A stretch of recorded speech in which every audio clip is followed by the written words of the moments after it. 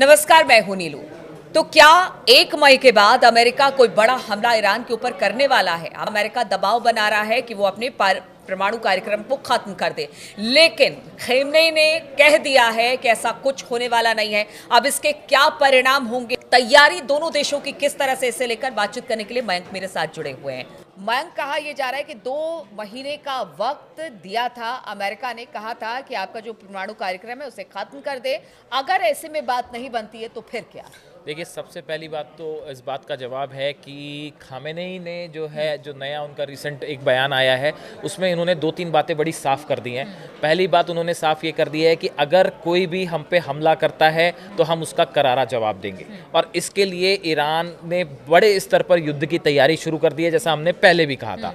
अब देखिए, अभी कुछ डेवलपमेंट्स ऐसे हुए हैं पिछले 4-5 दिनों में जो बड़े गौर करने वाले हैं, जो इस ओर इशारा कर रहे हैं कि बड़ा युद्ध हो सकता है। देखिए, सबसे पहली बात तो हम अमेरिका की बात करते हैं। अमेरिका ने हिंद महासागर में डिएगो गार्सिया जो बेस है, वहां पे अपने B-2 बॉम्बर्स जो हैं वो तैनात कर दिए हैं। B-2 बॉम्बर्स की संख्या बताई जा रही है, 5 से 7 B-2 बॉम्बर्स जो हैं वो डिएगो गार्सिया पहुंच गए।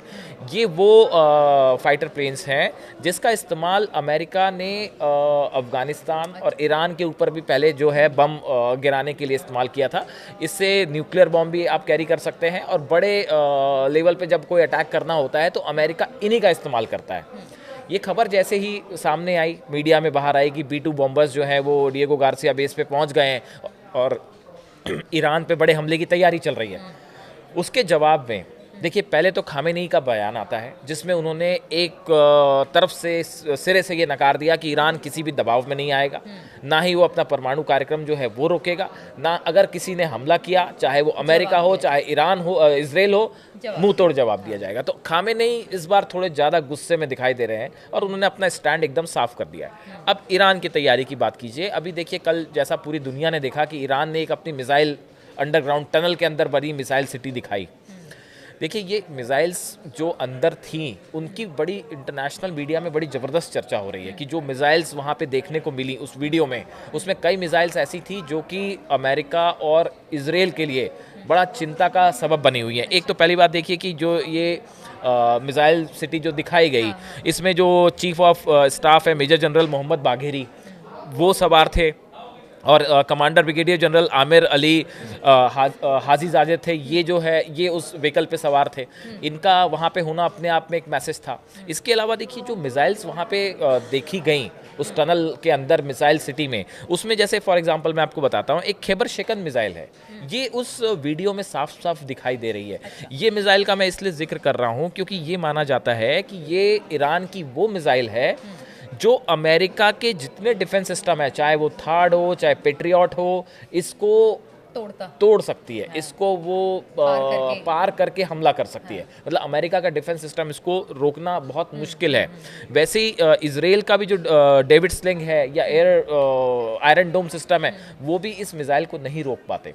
और इसीलिए कहा गया था कि ये बताया जाता है कि जो पिछला हमला ईरान ने किया था इजराइल के ऊपर, उसमें इस मिसाइल का उपयोग भी किया गया था। अच्छा। इसका इस्तेमाल भी किया गया था। वो अंदर तक जा पाया, खैबर शेकन मिसाइल। हाँ। और ये जो 180 मिसाइल्स जो ईरान ने दागी थी इजराइल के ऊपर, उसमें ये मिसाइल्स भी शामिल थी। तो देखिए, ये मिसाइल को वहाँ पे अपनी मिसाइल सिटी में दिखाना, ये ईरान ने एक बड़ा संदेश दिया है कि भाई, अगर आपके पास B-2 बॉम्बर्स हैं, आप B-2 बॉम्बर्स दिखा सकते हो और उसके जरिए हम पे दबाव बनाने की कोशिश कर सकते हो, तो देखिए, जवाब देने के लिए हमारे पास भी जो है, आपके पेट्रियट और थार्ड को जवाब देने के लिए हमारे पास भी मिसाइल्स हैं। अब देखिए, जो एक खैबर शेकन जो मिसाइल है, इसमें जो खैबर शब्द है, इसका भी अपने आप में बड़ा हिस्टोरिकल प्रेजेंस माना जाता है। कहते हैं कि काफ़ी समय पहले ये जो इलाका था, ये एक शहर था, ये मदीना से करीब 150 किलोमीटर के आसपास का इसका डिस्टेंस था, और वो खाबर नाम से शहर था। और इस पे जूस का, यहूदी जो थे, इनका शासन था। फिर जो मुस्लिम्स हैं, उन्होंने इस पे कब्जा कर लिया था, इस शहर को जीत लिया था। तो ये जो खैबर शेकन मिसाइल है, ये इसका हिस्टोरिकल एक प्रेजेंस है वहाँ से। तो इसको एक दिखाने का संदेश भी देने एक संदेश था ये कि ये यहूदियों पे जीत हासिल करने का एक सिंबल था। तो ये देखिए, इसलिए ये मिसाइल्स भी दिखाई गई। तो मैं ये चाह रहा हूँ बेसिकली कि ईरान जो है, उसने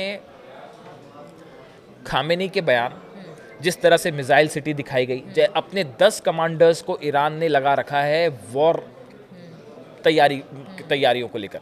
अच्छा, ये एक बात हो गई कि ईरान की तैयारियां क्या है, उसने अपनी ऑलरेडी डिफेंस मिसाइल्स तैनात कर दी। इसके अलावा एक बड़ा युद्ध अभ्यास शुरू होने जा रहा है चीन, ईरान और रूस के बीच में। ये नेवल वॉर प्रैक्टिस होगी। तो ये अपने आप में एक बड़ा इंपॉर्टेंट चीज़ है। देखिए, चीन पहले से साफ कर चुका है, फिलिस्तीन को लेके उसका बयान आ चुका है कि भाई गाजा जो है वो फिलिस्तीनियों का है, उन्हें वहाँ से हटाने का हम समर्थन नहीं करते। रूस ने कुछ दिनों पहले पुतिन की तरफ से ये बयान आया कि भाई ईरान हमारा जो है वो सबसे विश्वसनीय दोस्त है। तो इस अमेरिका और ईरान के युद्ध का क्या होगा, इसमें रूस की क्या भूमिका होगी, ये एक बड़ा सवाल था देखने वाला, क्योंकि ट्रंप और पुतिन की दोस्ती की चर्चा हो रही थी। लेकिन पुतिन ने एकदम साफ कर दिया है कि अगर ऐसी कोई स्थिति खड़ी होती है तो हम मजबूती के साथ ईरान के साथ खड़े हुए हैं। तो इन हालात में एक तरफ अमेरिका की युद्ध की तैयारी, B-2 बॉम्बर्स पहुंच चुके हैं, धीरे धीरे अपना प्रेजेंस बढ़ रहा है। दूसरी तरफ खामेनेई ने अपना एक बढ़िया फुल प्रूफ प्लान तैयार कर रखा है कि अगर हम पे हमला होता है।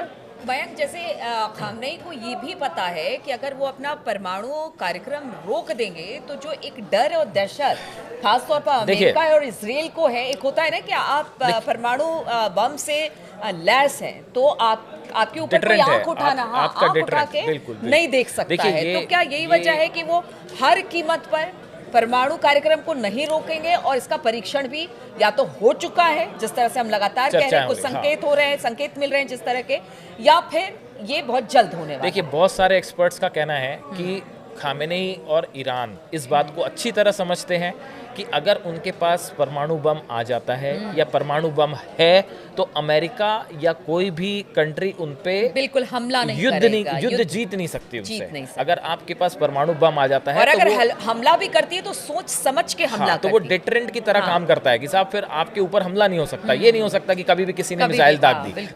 तो ये बात खासकर इराक में जो हुआ, शील्ड की तरह वो इसका इस्तेमाल करना चाहते हैं। और ये हर देश को अपना अधिकार भी है कि भाई वो परमाणु परीक्षण करे या ना करे। अब देखिए, ये इराक में जो सद्दाम हुसैन के साथ हुआ, तो कई एक्सपर्ट्स मानते हैं कि भाई इराक के पास जो है वो वेपन्स ऑफ मास डिस्ट्रक्शन थे ही नहीं। अमेरिका पहले से ये बात जानता था, इसलिए हमले हुए। अगर वेपन्स ऑफ मास डिस्ट्रक्शन होते तो अमेरिका हमला ही नहीं करता। बिल्कुल। तो ये एक प्रकार से देखिए, ईरान जो है, ये जो पूरा एरिया है, अब इसमें जो है बात ईरान वर्सेस अमेरिका के बीच में धीरे धीरे एस्केलेट होती जा रही है। अब ये क्या वॉर का रूप लेती है या किसी तरह का समझौता हो पाता है, ये देखने की बात है। लेकिन ईरान की तरफ से ये बात साफ है, खामेनेई की तरफ से ये बात साफ है कि भाई हम किसी दबाव में नहीं आने वाले, हम अपनी विदेश नीति अपने हिसाब से तय करेंगे। और पुतिन भी खामेनेई के साथ खड़े हैं, चीन भी खामेनेई के साथ खड़े। तो ऐसे हालात में अगले कुछ दिनों में ये पूरा मैटर क्या युद्ध की तरफ जाता है या किस दिशा में जाता है, वो अगले कुछ दिनों में पता चलेगा। बिल्कुल। तो ईरान अपने परमाणु परीक्षण या कार्यक्रम को रोकने वाला नहीं है, उसने ये बात साफ कर दी है। लेकिन अमेरिका का दबाव लगातार ईरान पर है कि वो अपने परमाणु कार्यक्रम को रोक दे, नहीं तो 1 मई के बाद जो समझौते की बात अमेरिका कर रहा था, अगर वो समझौता नहीं होता है तो इसके बाद क्या। आज चर्चा इसी पर हो रही थी और हमारी नजर लगातार है कि क्या कदम अमेरिका उठा सकता है या फिर ईरान की तरफ से किस तरह से इसको लेकर तैयारी चल रही है। लगातार हमारी नजर बनी हुई है, आप बने रहिए हमारे साथ।